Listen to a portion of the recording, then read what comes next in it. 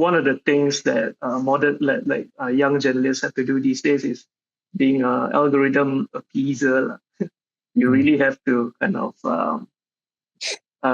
you have to know your SEOs, your keywords, your search engine, making sure it will come out on the top of Google. You have to make friends with people who work in Google News Initiative, so you can get your news, your publication listed on Google News. So it's all these different relationships that you have to manage. So that really is taking some part away from the actual storytelling and actual story crafting and going on the ground and looking for stories. Yeah. So it sounds like Google is really the editor-in-chief here, isn't it? Exactly. You have to structure everything to fit in with what their demands are. Now, does that make it more difficult to train a journalist? Earlier days, it would be very much like timeliness. It would be like what the impact the news has on me. But these days, I do focus on things like how truthful are these news.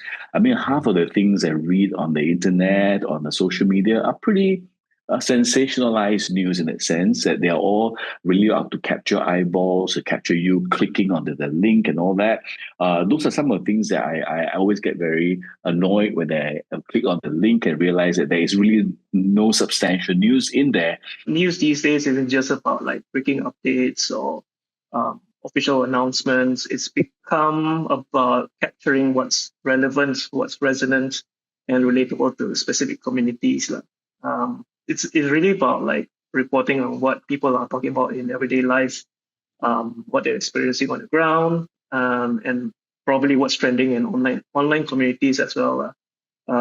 That's why you see now viral aggregators like Mothership, Marshall News. I mean, they do this well in aggregating stuff that's on the ground on online communities, and audiences really respond to that positively. Like even a trending tweet or viral video can set the news agenda.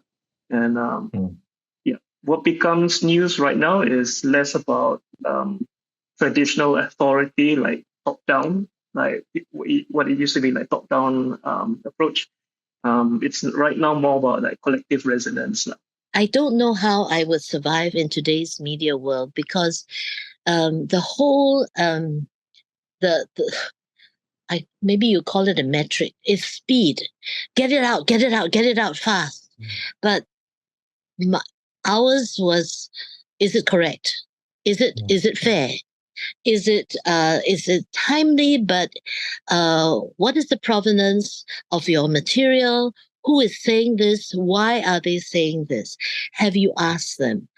And that is something that disturbs me about some of the younger journalists that I meet now. Are you guys slaves to the algorithm as well? Chasing numbers? The reality among modern digital newsrooms, especially startups, they don't have that big of a team.